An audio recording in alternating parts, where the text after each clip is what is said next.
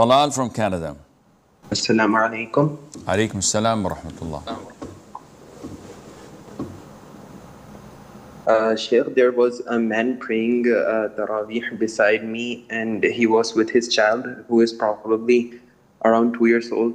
So, Sheikh, while that man was praying, his child was laying straight on the ground, and when the man was going into prostration, so the child raised his legs, and of course, that man was having difficulty in going into sujood. So, Sheikh, I was nearly about to laugh, but I controlled it, because if I didn't control it, then my prayer would have broken. But I was smiling. So, Sheikh, is this kufr? Because I think the reason to laugh was that the child is naughty, but I didn't had any intention of making fun of prayer. Where is the kufr coming from?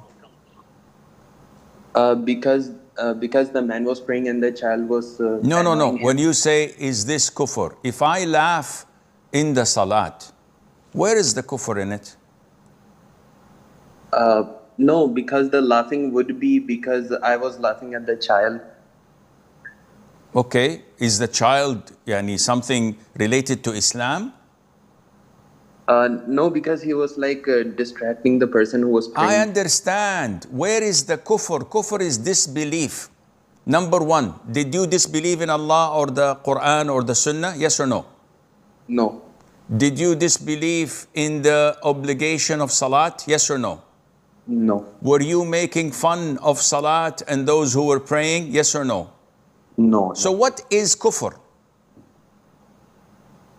I was just doubtful that maybe it might be considered as like making fun of somebody who is praying, or... Well, where is the fun? You're not making fun of anyone. Something is funny. Your iman is so low and weak to the extent that you don't remember who you're standing to pray for. And that is why you may get these feelings of laughter. Real, true Muslims don't laugh. The companions and the Salaf, whenever they went to make wudu, their color would change and their faces would go pale. And people would ask them, what's wrong with you? And they would say, in fear, don't you know who I am about to stand in front and pray to? This is their fear of Allah. Not that they're praying and then they're laughing or smiling or giggling because a child was playing.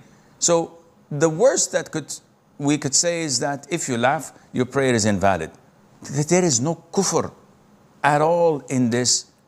And I don't know why people keep on wanting to self-sabotage themselves.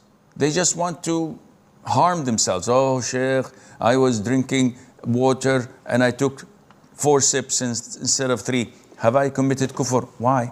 Because the sunnah is to take 3 sips and I took 4. Okay, were you intoxicated? Sheikh, it was normal water. So then why would it be kufr? There's something wrong in the mechanism of how people think. There's something wrong there's a loose bolt. And this is really scary. Because if a person is unable to determine his own religion, his own belief and conviction, if he is not able to deal with Allah Azza wa Jal as being the merciful, the most compassionate, the forgiving, the one who guides people to repent, and decides to deal with him as something else, someone who's just ready to throw you in hell. For what?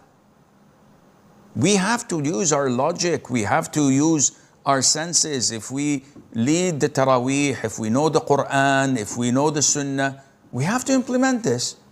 It's not just there for barakah.